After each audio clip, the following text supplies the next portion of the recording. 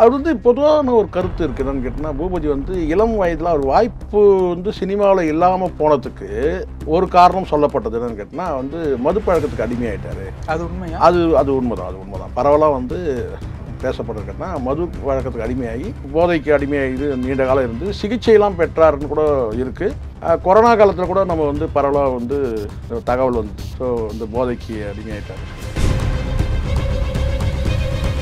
நல்லா இருக்கிறவங்களுக்கே வந்து ஏகப்பட்ட பிரச்சனை இருக்குது. ஏதோ ஒரு ஸ்பாட்ஸ் வந்து ஏதோ ஒரு டேமேஜ் நமக்கு வந்து சிக்கல் கொடுக்க தானே செய்யுது. இல்லை அப்படி இருக்கும்போது ஒரு முழு நேர குடிகாரனாக இருக்கிறவங்களுக்கு வந்து பார்த்தீங்கன்னா உள்ள ஆர்கன் வந்து அது வந்து நீங்கள் என்னதான் ஒரு காலத்தில் வந்து நான் குடித்தேங்க இப்போ நான் நல்லா தாங்க இருக்கிறேன்னு சொன்னால் கூட அன்னைக்கு அந்த டேமேஜான அந்த பாதிப்புகள் வந்து இருக்க தானே செய்யும்.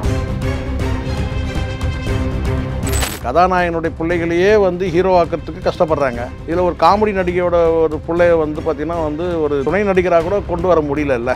அந்த மாதிரி கூட தன் மகன் வரலையன்றது வந்து அவங்களுக்கு எப்படி மனோரமாவுக்கும் இருந்திருக்கும், ஏக்கம் இருந்திருக்கும். அந்த இது வந்து இவருக்கும் இருந்திருக்கும். மனோரமாவுக்கும் ஒரு வகையில் ஒற்றுமையாக வராங்க.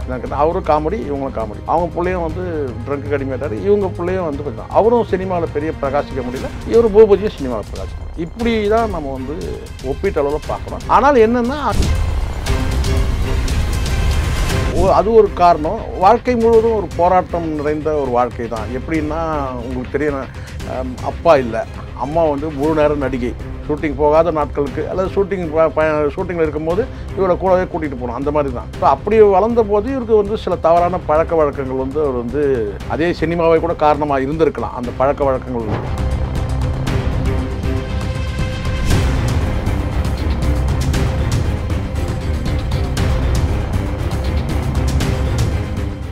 ரியலோ நேயர்களுக்கு வணக்கம். இன்று நம்மளுடைய நேர்காணலுக்கு பிரபல யூடியூபரான திரு ஷேகுவார் அவர்கள் நினைஞ்சிருக்காங்க. வணக்கம். ஆட்சி மனோரமாவின் மகன் பூபதி வந்து தற்பொழுது வந்து காலமாயிருக்காங்க. சொல்லப்படக்கூடிய காரணம் மூச்சு திணறல் காரணமாக வந்து இறந்திருக்காங்க அப்படின்னு சொல்லிட்டு செய்தி வாயில அறைய முடியுது. திரையுலகத்திற்கு ரொம்ப நெருங்கியவங்களுக்கு மனோரமாவின் மகன் யார் அப்படிங்கிறது நல்லாவே தெரியும். பூபதி இவர் தான் அப்படின்ட்டு. பட் இன்னைக்கு அவர் இறந்திருக்காது அப்படிங்கிறது சில பேருக்கு வந்து அதிர்ச்சி அளிக்கக்கூடிய ஒரு விஷயமா இருக்கு. பல பேருக்கு அவர் யாருன்னே தெரியல. ஃபர்ஸ்ட் அவர் யாரு, என்ன சார்? பூபதி வந்து மனோரமாவுடைய மகன். மனோரமாவுடைய கணவர் வந்து ராமநாதன் சொல்லி பேர். இவங்க வந்து நாடகத்தில் நடிக்கிற காலத்தில் இருந்தே வந்து ராமநாதனோட இவங்களுக்கு வந்து தொடர்பு, காதல் ஏற்பட்டு காதல் திருமணம் தான் சொல்கிறாங்க.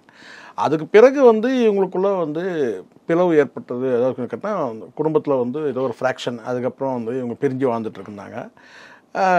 அந்த ராமநாதனுக்கும் மனோரமா அவர்களுக்கும் பிறந்தவர் தான் இந்த பூபதி.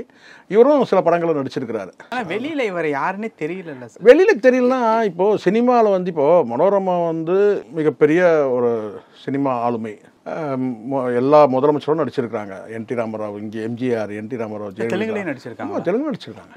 ஸோ பல படங்களில் வந்து அவங்க வந்து ஆயிரக்கணக்கான படங்களும் சொல்கிறாங்க. அவங்களுக்கே எவ்வளோ படம் நினைவு இருக்குமான்றது தெரியாது. பெரிய ஆளுமை தான் அவங்க.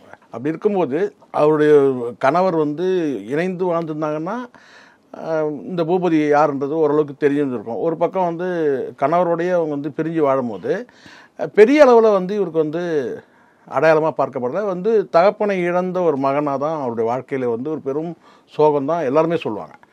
இப்போது தாய் இல்லாமல் வளர்ந்தாலும் சரி, தகப்பன் இல்லாமல் வளர்ந்தாலும் ஏதோ ஒரு பெரிய ஒரு குறையாக தான் வந்து வாழ்க்கை முழுவதும் இருக்கும். மனோரமா அவர்களை பொறுத்த வரைக்கும் அதுக்கிட்ட கணவரை வந்து இளம் வயதில் குழந்தை பருவத்திலேயே, அதாவது வளர்ந்து ஆளான, அதாவது பூபதி வளர்ந்து ஆளான பிறகு அவங்க பிரியலை, குழந்தை பருவத்திலேயே அவங்க வந்து பிரிஞ்சிடறாரு.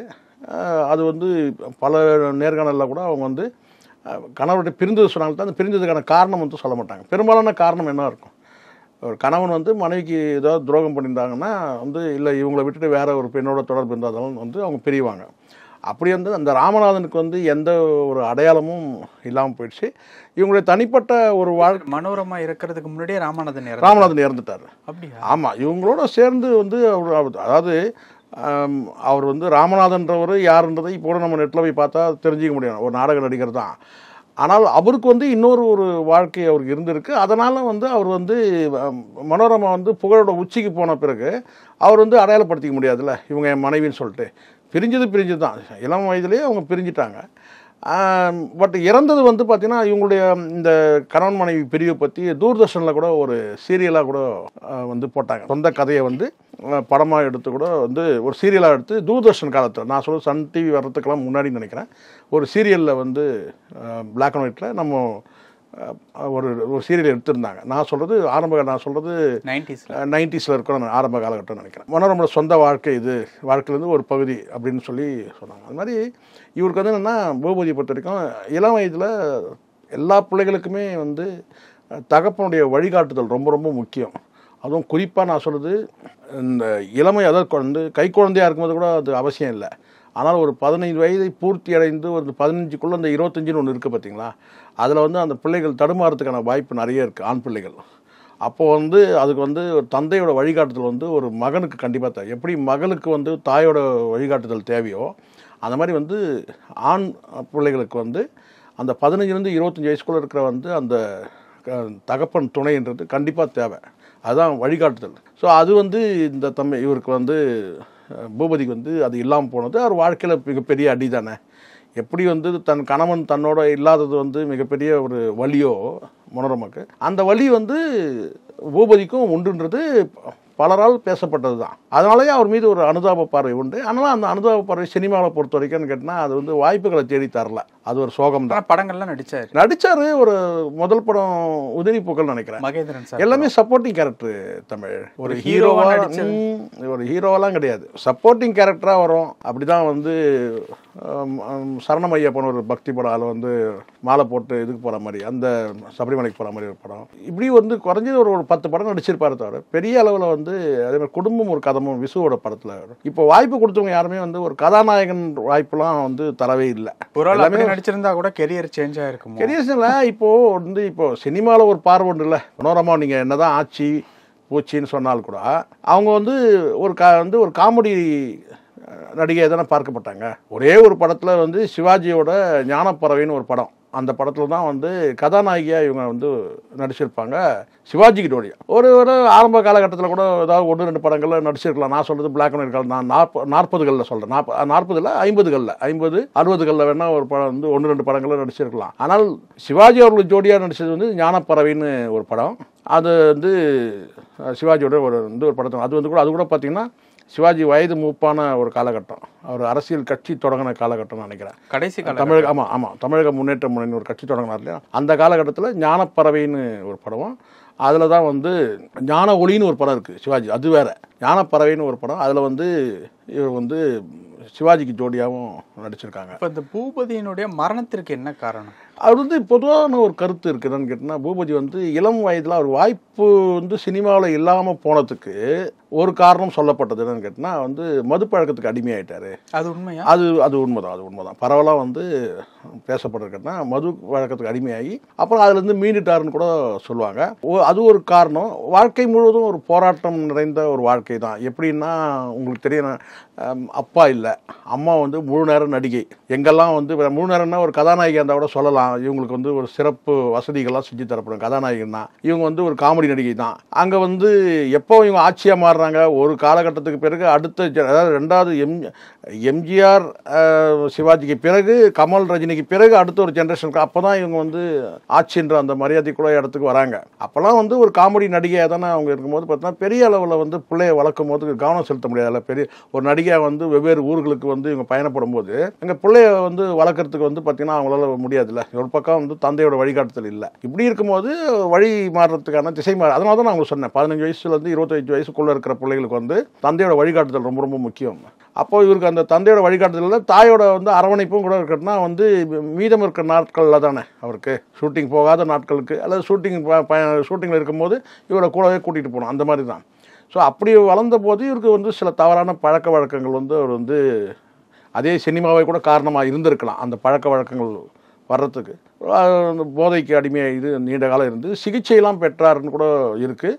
கொரோனா காலத்தில் கூட நம்ம வந்து பரவலாக வந்து இந்த தகவல் வந்து ஸோ இந்த போதைக்கு அடிமையாயிட்டாருன்னு சொல்லிட்டு. அதனால் பரவலாக வந்து இந்த மனோரமா அவர்களுக்கு வந்து மிகப்பெரிய இழப்பு, 2 இழப்பு. சினிமாவில் உச்சத்தை தொட்டால் கூட ஒரு பக்கம் கணவனை விட்டு பிரிந்தது வந்து பெரிய அது வந்து ஒரு லைஃப் லாங் வந்து ஒரு பெயினாக இருந்தால் கூட, இன்னொரு பக்கம் மகன் வந்து சினிமாவில் வந்து பெரிய ஸ்டாராக ஆக முடியல ஒன்று, அதே சமயத்தில் தவறான பழக்கம். ஆனால் இன்னொரு தகவல் சொல்கிறாங்கன்னு கேட்டிங்கன்னா, பூபதியோட பிள்ளைகள் இருக்கிறாங்கல்ல, அதாவது மனோரமாவுடைய பேரன்கள், அவங்க வந்து அடுத்த ஜென்ரேஷன், அவங்க வந்து எல்லாமே வந்து நல்லா படித்து நல்லா முன்னேறி நல்ல ஒரு பொறுப்பான ஒரு இடத்துல இருக்கிறாங்க, ஒரு உயர்ந்த இடத்துல மதிக்க தகுந்த இடத்துல இருக்கிறாங்கன்னு ஒரு தகவல். இப்போ பூபதி வாழ்ந்தது ஃபுல் அண்ட் ஃபுல்லாகவே அவங்க அம்மாவுடைய காசில் தான், அவருடைய தனிப்பட்ட உழைப்புன்னு எதுவும் கிடையாது சார். எப்படி சார் உழைக்க? இப்போ இங்கே நல்லா புரிஞ்சுக்கணும், இந்த இடத்துல அவர் வந்து நல்லா படித்து முன்னேறி இருந்தார்னா அப்போ சொல்லலாம். படிப்பு இல்லை.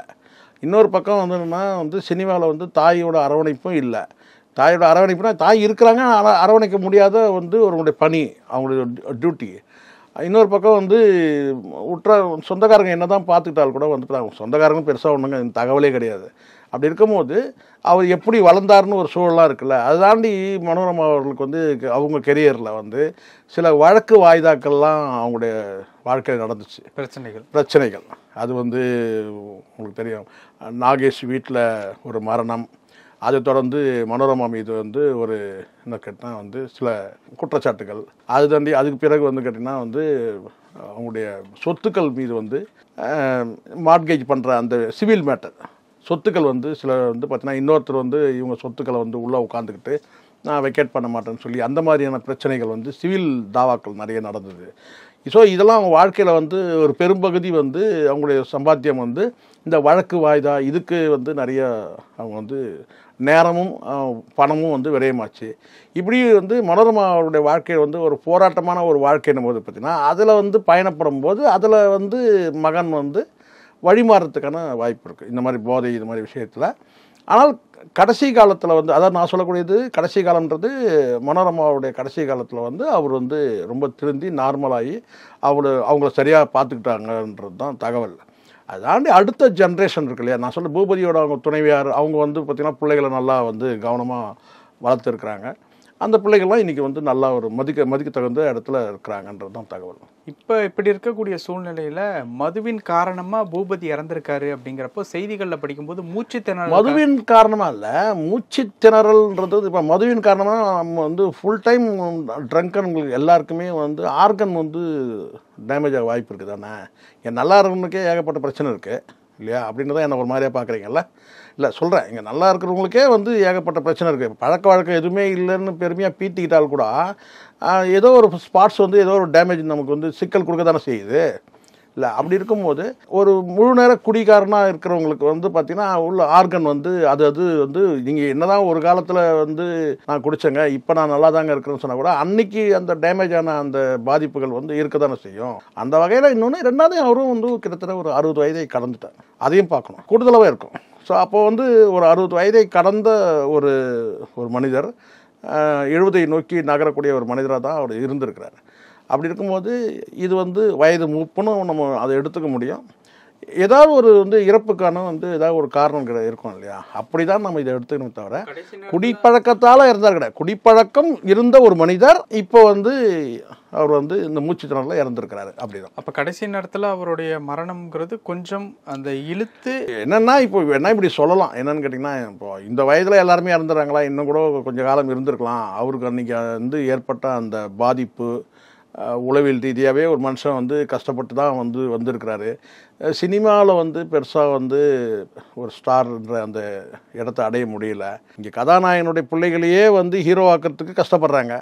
இதில் ஒரு காமெடி நடிகையோட ஒரு பிள்ளைய வந்து பார்த்திங்கன்னா வந்து ஒரு துணை நடிகராக கூட கொண்டு வர முடியல.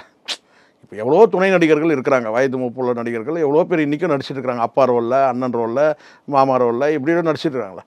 அந்த மாதிரி கூட தன் மகன் வரலையன்றது வந்து அவங்களுக்கு எப்படி மனோரமாவுக்கும் இருந்திருக்கும், ஏக்கம் இருந்திருக்கும்.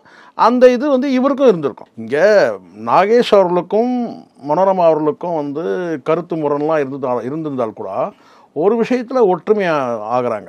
என்ன விஷயம்னு கேட்டால் தன் பிள்ளைகள் வந்து பார்த்திங்கன்னா போதைக்கிறாங்க. இப்போ நாகேஷோட பிள்ளை எடுத்துக்கிட்டிங்கன்னா வந்து ஆனந்த் பாபு வந்து எல்லாருக்குமே ஒரு ஷேக் கொடுத்தாரு. பெரிய நடிகர்களுக்கு யாரெல்லாம் வந்து டான்ஸர்னு சொன்னாங்களோ அவங்களுக்கெல்லாம் ஒரு ஷேக் கொடுத்தாரு ஆனந்த் பாபு. டிஸ்கோ டான்ஸர்னு ஒரு படம் வந்தபோது ஹிந்தியில் வந்து மிதுன் சக்கரவர்த்தி பண்ணியிருந்தார். அந்த ரோல் வந்து இவர் பண்ணார். இங்கே யார் ஆனந்த் பாபு. அப்போ அந்த டான்ஸை பார்த்து எல்லாருக்குமே கொஞ்சம் அள்ளு கலந்துச்சு எல்லாருக்குமே. யாருக்குன்னா குறிப்பாக கமல் போன்றவர்கள்லாம் அப்போ பெரிய டான்ஸராக அவங்க வந்து காட்டிக்கும் போது, ரஜினிக்கெலாம் டான்ஸ் ஆட தெரியாதுங்க, கமலுக்கு வந்து டான்ஸ் ஆடினா. ஆனால் இவர் ஆடின ஆட்டத்தை பார்த்து எல்லாருமே கொஞ்சம் அசந்தாங்க.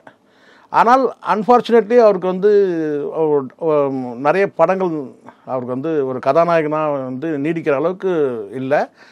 சேரன் பாண்டியன் படத்தெல்லாம் வந்து ஒரு என்ன சொன்னால் ஒரு துணை கதாநாயகன் மாதிரி ஆகிட்டு ஒரு காலகட்டத்தில் அவரும் வந்து ட்ரிங்க்கு அடிமையாயிட்டாருன்றது தெரியும். ஸோ நாகேஷுடைய பிள்ளைக்கும் வந்து ஒரு மகன், இவர் இன்னொரு மகன் பற்றி தகவல் இல்லை. அதே மாதிரி இவங்களுக்கு என்னென்னா வந்து மனோரமாவுக்கும் ஒரு வகையில் ஒற்றுமையாக வராங்க. என்னன்னு கேட்டால் அவரும் காமெடி, இவங்களும் காமெடி. அவங்க பிள்ளையும் வந்து ட்ரங்க்கு அடிமையாட்டார், இவங்க பிள்ளையும் வந்து பார்த்தீங்கன்னா அவரும் சினிமாவில் பெரிய பிரகாசிக்க முடியல, இவர் பூபதியும் சினிமாவில் பிரகாசிக்க முடியல. இப்படி தான் நம்ம வந்து ஒப்பீட்டு அளவில் பார்க்கணும். ஆனால் என்னென்னா அங்கே வந்து அம்மா அப்பாவோட வளர்ந்த புள்ள யார் ஆனந்த் பாபு. இவர் வந்து நான் கேட்டேன் அம்மா மட்டுமே இருந்தாங்க, அப்பா இல்லை. ஸோ இதுதான் வந்து நான் நினைக்கிறேன். இவங்க இறக்குறதுக்கு முன்னாடி ராமநாதன் இறந்துட்டார். ராமநாதன்றவர் வந்து பெரிய ஸ்டார் கிடையாது, 1-2 படத்தில் நடிச்சிருக்கிறாரு. ஆனால் வந்து நாடக நடிகர்னு அறியப்படுறாரு. மனோரமாவோட அவருக்கு வந்து ஒட்டு இல்லை உறவு இல்லைன்றதை இவங்க பிரிஞ்சுட்டாங்க. அதுதான் பிரிவுக்கு காரணன்றது என்ன இருக்குன்னா, அவருக்கு வேற ஒரு இன்னொரு வாழ்க்கை இருந்திருக்கலாம், அந்த துரோகத்தை இவங்க தாங்க முடியாமல் இருக்கலாம், அதனால தான் பிரிஞ்சுதான் இருக்கட்டும், மற்றபடி வேறு இல்லை. இவங்களுடைய சம்பாத்தியம் எல்லாமே வந்து முழுக்க பூபதின்ற ஒரே ஒரு மகன் தான். அந்த சம்பாத்தியத்தில் ஏற்பட்ட சில சொத்துக்கள் வந்து வாங்கினதில் அதில் வந்து சிவில் தாவாக்கள் நிறைய இருந்து அது நீண்ட காலம் வந்து சுப்ரீம் கோர்ட் வரைக்கும் போய் நிறைய விஷயங்களை அவங்க ஜெயிச்சிருக்கிறாங்க. அதுக்காக நிறைய நேரங்கள் பண விரயம்லாம் நிறைய பண்ணியிருக்கிறாங்க. அந்த தகவலாம் இருக்குது. ஸோ அந்த விஷயத்தில் வந்து கேட்டிங்கன்னா சரியான ஒரு ஆண் துணை வந்து அவருக்கு வந்து அந்த அம்மாவுக்கு இல்லை. பல சொல்லலாம், முதலமைச்சர்லாம் சப்போர்ட் இருந்து அதெல்லாம் எல்லாம் இருந்தால் கூட, பட் வந்து வீட்டுக்கு நான் தன்னோட சேர்ந்து துணையாக இருக்கிறதுக்கு துணையாக வந்து ஒரு ஆண் இல்லை. மனோரமா பற்றியும் தனித்து தான் அவங்க வந்து சவால் நிறைந்த வாழ்க்கை தான். பூபதியோட இளமை காலமும் அப்படிதான் இருக்கு. ஓகே. ஸோ அதனால் தகப்பன் இல்லாமல் வளர்ந்த பிள்ளைன்ற அந்த சோகம் வந்து அவர்கிட்ட இருந்தது. பட் அவங்க இதில் பெரிய ஒரு இந்த இடத்துல நம்ம வந்து பெருமையாக நினைக்கக்கூடிய விஷயம் என்னன்னு கேட்டிங்கன்னா, மனோரமாவுடைய பேர பிள்ளைங்கள்லாம் வந்து நல்லா வந்து இருக்கிறாங்கன்றது தான் நம்ம பார்க்குறோம். பல விஷயங்கள் பேசணும். நேரத்துக்கு ரொம்ப நன்றி. நன்றி சார்.